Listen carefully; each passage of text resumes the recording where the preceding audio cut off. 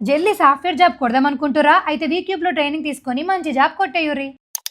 గౌరవనీయ ముఖ్యమంత్రి వర్యులు శ్రీ ఏ రేవంత్ రెడ్డి గారిని వారి అమూల్యమైనటువంటి ప్రసంగాన్ని ఇవ్వాల్సిందిగా రిక్వెస్ట్ చేస్తున్నాము సార్.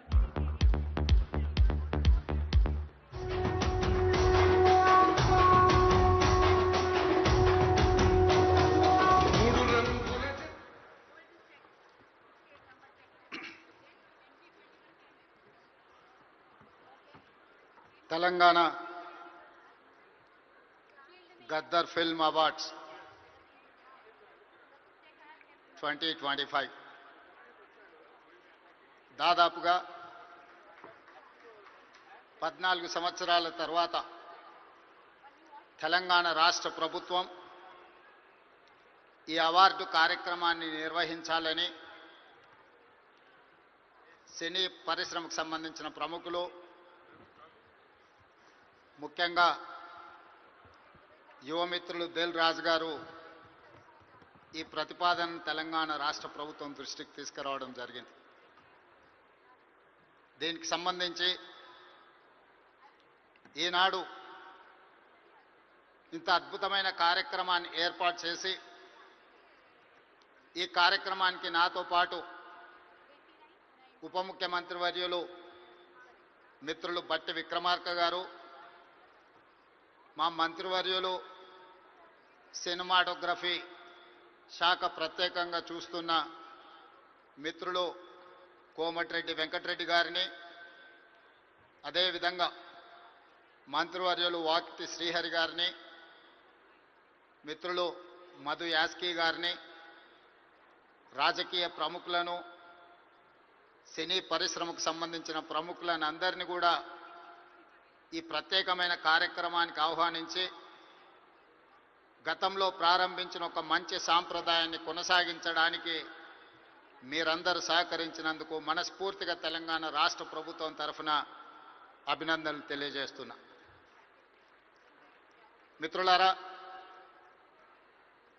కాంగ్రెస్ పార్టీ, కాంగ్రెస్ ప్రభుత్వం పరిశ్రమను ఎప్పుడూ గౌరవించి మీకు అవసరమైన అన్ని వసతులను ఏర్పాటు చేయడమే కాకుండా మిమ్మల్ని అభినందించాలనే ఆలోచనతోటి 60 సంవత్సరాల క్రితం, నాకు తెలిసినంత వరకు సినీ ప్రముఖులకు ఇంకా బాగా తెలియాలి, 1964లో తెలుగు సినీ పరిశ్రమను గుర్తించడానికి డైరెక్టర్లను, నటులను, అదేవిధంగా ఇతర కళాకారులను గుర్తించాలి, గుర్తించిన వాళ్లకు అవార్డులు ఇవ్వాలి, ఆ అవార్డులకు నంది పేరు పెట్టాలి అని చెప్పి 60 సంవత్సరాల క్రితం ఆనాటి ప్రభుత్వం నిర్ణయం తీసుకొని ఆ సంప్రదాయాన్ని 14 సంవత్సరాల క్రితం వరకు ఎవరు ఉమ్మడి ఆంధ్రప్రదేశ్కి ముఖ్యమంత్రి అయినా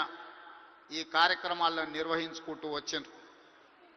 మొట్టమొదటి నంది అవార్డు ఉత్తమ నటుడుగా డాక్టర్ అక్కినేని నాగేశ్వరరావు గారు తీసుకున్నారని, అలాంటి గొప్ప కళాకారుడికి ఆనాటి ప్రభుత్వం సముచితమైన గౌరవాన్ని ఇవ్వడాన్ని ఈరోజు మనందరం గుర్తు చేసుకోవాల్సిన అవసరం ఉన్నది.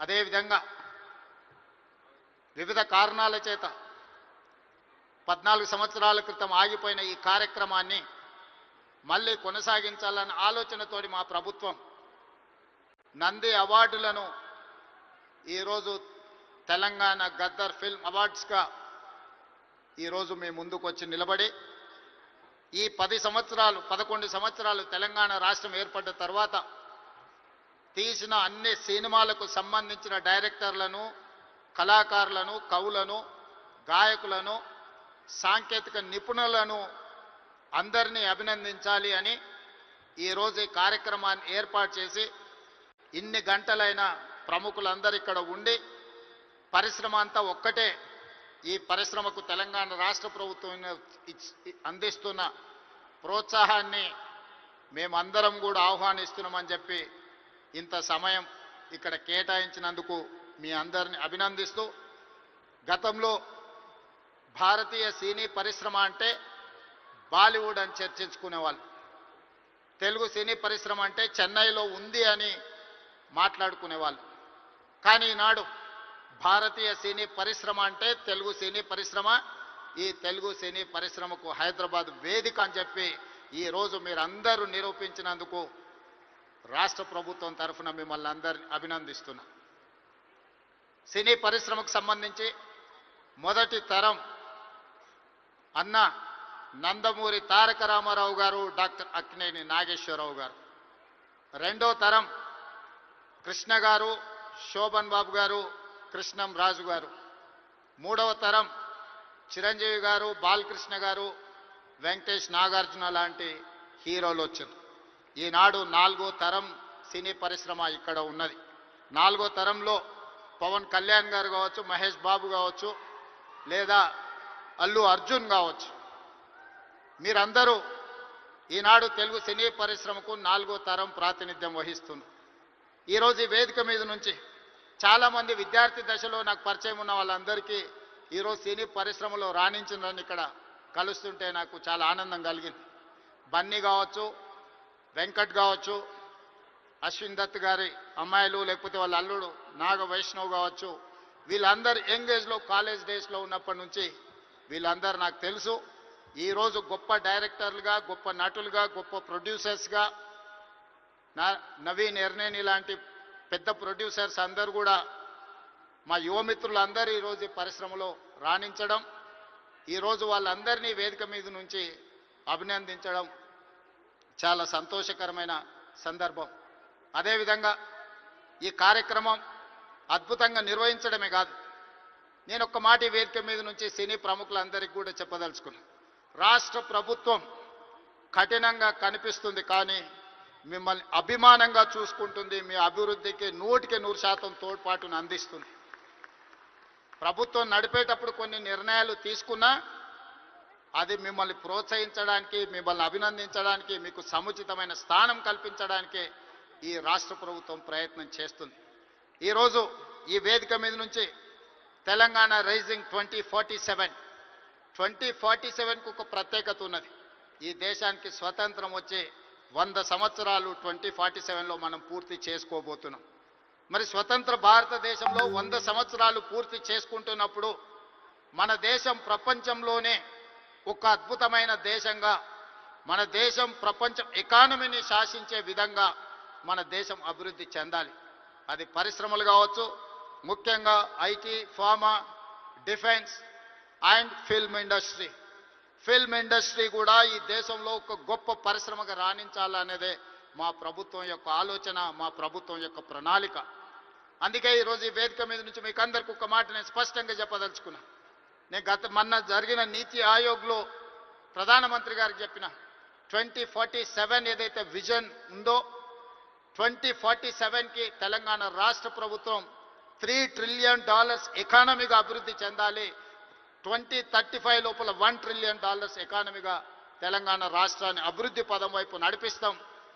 10 సంవత్సరాలు తిరిగే లోపల $1 ట్రిలియన్ ఎకానమీకి చేరాలన్నా 2047కి $3 ట్రిలియన్ ఎకానమీకి తెలంగాణ రాణించాలి అనంటే సినీ పరిశ్రమ గొప్పగా అభివృద్ధి చెందాలి. ఈరోజు హాలీవుడ్ అంటే అమెరికాకి వెళ్తున్నాం, బాలీవుడ్ అంటే ముంబైకి వెళ్తున్నాం. నేను అడుగుతున్న మిత్రుల్ని, రాజమౌళి గారిని, ఈరోజు ప్రపంచమే గుర్తించే విధంగా అద్భుతమైన సినిమాలను తీయగలిగిన మీరు ఆ పరిశ్రమను ఎందుకు ఈ గడ్డ మీదకి తీసుకురారు అని నేను మిమ్మల్ని అడుగుతున్నా. ఈరోజు రాష్ట్ర ప్రభుత్వం మీకు అండగా నిలబడ్డది. హాలీవుడ్ అమెరికా కాదు, బాలీవుడ్ ముంబై కాదు, హాలీవుడ్ బాలీవుడ్ హైదరాబాదు గడ్డ మీద ఉండాలి. మీకేం కావాలనో నాకు చెప్పండి, రాష్ట్ర ప్రభుత్వం మీకు అండగా నిలబడుతుంది. ఒక ఐటీ పరిశ్రమను, ఒక ఫార్మా ఇండస్ట్రీని, ఒక డిఫెన్స్ ఇండస్ట్రీని ఏ రకంగా ప్రోత్సహించినామో ఈరోజు ఫిల్మ్ ఇండస్ట్రీని అదే విధంగా ప్రోత్సహిస్తాం. మీకు కావాల్సిన ప్రణాళికలు అందిస్తాం. ప్రణాళికలు మీరు రచించండి. మా విజన్ డాక్యుమెంట్లో, తెలంగాణ రైజింగ్ 2047 విజన్ డాక్యుమెంట్లో ఫిల్మ్ ఇండస్ట్రీకి ఒక చాప్టర్ ఇస్తాం. ఆ చాప్టర్ని రాయాల్సిన బాధ్యత సినీ ప్రముఖులకు, ఇక్కడ ఉన్న పెద్దలందరికీ ఉంది. మీకేం కావాలనో నాకు చెప్పండి. నేను ఈరోజు చెప్తున్నా, ఇక్కడ నుంచి 22 సంవత్సరాలు, ఈ 22 సంవత్సరాలు క్రియాశీలక రాజకీయాలలో నేను ఉంటా. ఏ హోదాలో ఉన్నా మీకు అండగా నిలబడతా. ఈ పరిశ్రమను అంతర్జాతీయంగా అభివృద్ధి చెందడానికి అవసరమైన అన్ని ప్రణాళికలను, అన్ని రకాల మిమ్మల్ని ప్రోత్సాహకాలను మీకు అవసరమైన వసతులను ఏర్పాటు చేయడానికి తెలంగాణ రాష్ట్ర ప్రభుత్వం సిద్ధంగా ఉంది. ఈరోజు vision document Telangana means business. Telangana ఎవరైనా రావచ్చు, ఎవరైనా వ్యాపారం చేసుకోవచ్చు, ఎవరైనా వ్యాపారంలో రాణించవచ్చు.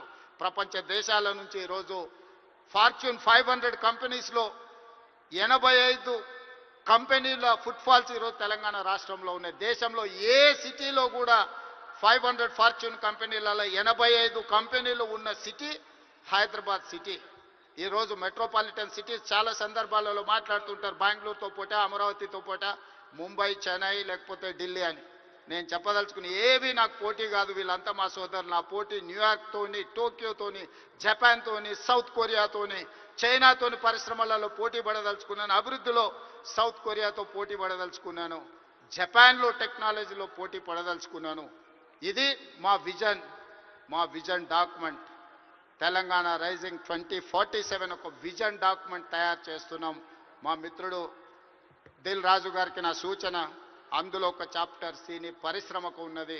ఆ సినీ పరిశ్రమకు సంబంధించిన చాప్టర్ మీ ప్రముఖులందరూ కలిసి మీకు ఏం కావాలనో చెప్పండి. తెలంగాణ రాష్ట్ర ప్రభుత్వం మీకు అండగా నిలబడుతుంది. నా కళ్ళతోని 2047 15th ఆగస్ట్ రోజు $3 trillion ఎకానమీని చూసినాక ఆ రోజు నేను రాజకీయంగా ఆ రోజు చాలా ఆనందంగా మళ్ళీ సినీ పరిశ్రమ వేదికను ఏర్పాటు చేసి నేను చెప్పింది ఇంతవరకు ఏది మిస్ కాలేదు. ఇంతవరకు నేను ఆలోచన చేసింది, నేను సాధించాలనుకున్న దాంట్లో ఎందులో కూడా ఇంతవరకు నేను ఫెయిల్ కాలే. నా సక్సెస్ రేషియో 100%. అంతెందుకు, ఇక్కడ అశ్విందత్ గారు అమ్మాయి ఉంది. అమ్మాయి కాలేజ్ స్కూల్కి పోయేటప్పుడు నాకు బాగా తెలుసు.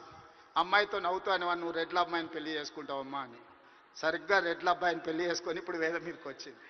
20 years బ్యాకో 25 years బ్యాకో నేను చెప్పిన అమ్మాయికి నాకు తెలిసినంత వరకు. సో నేను ఒకసారి చెప్పినా అంటే 100% అది జరుగుతుంది. 2047కి $3 trillion ఎకానమీకి మనం చేరుకుంటాం. మీరు కష్టపడితే బాలీవుడ్, హాలీవుడ్ హైదరాబాద్కి వస్తుంది. దానికి సంబంధించి మా వైపు నుంచి సంపూర్ణమైన సహకారం ఉంటుంది. ఈరోజు గద్దరన్న అంటే ఒక చైతన్యం, గద్దరన్న అంటే ఒక విప్లవం, గద్దరన్న అంటే ఒక వేగు చుక్క.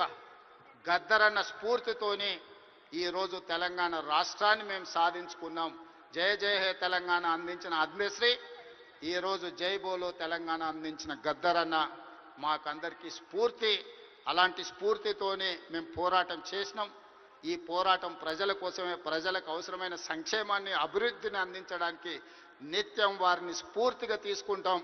ఈరోజు తెలంగాణ గద్దర్ ఫిల్మ్ అవార్డ్స్ తీసుకున్న వాళ్ళందరినీ కూడా నేను మనస్ఫూర్తిగా అభినందిస్తున్నా.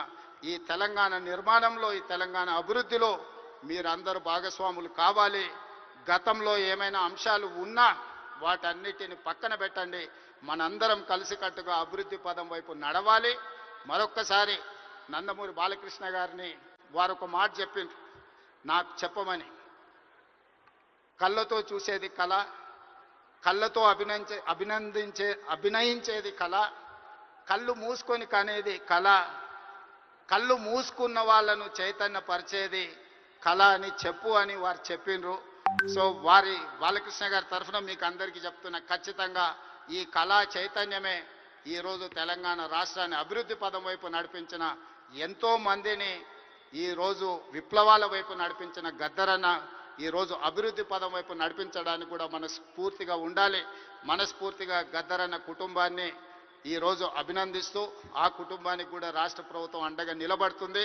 చివరగా ఒక విజ్ఞప్తి మా ఉప ముఖ్యమంత్రి గారికి. హైదరాబాద్ పిల్లోడు రాహుల్ సిప్లీగంజ్ ఓల్డ్ సిటీ నుంచి అద్భుతంగా ఆస్కార్ అవార్డు వరకు రాణించారు. ఈ వేదిక మీద మా బట్టన్న ఏమి ఇచ్చినట్టు లేడు. తప్పకుండా అతన్ని అభినందించడానికి, అతన్ని కూడా ఏమైనా ఇవ్వడానికి రాష్ట్ర ప్రభుత్వానికి నేను విజ్ఞప్తి చేస్తున్నాను, మా ఆర్థిక మంత్రి గారికి. సో రాహుల్ సిప్లీగంజ్ కూడా ఏదైనా అవార్డు ఏమి ఇవ్వగలరో మీరు ఇవ్వాల్సిందిగా కోరుకుంటూ మీ అందరి దగ్గర సెలవు తీసుకుంటున్నా. ధన్యవాదాలు మిత్రులారా.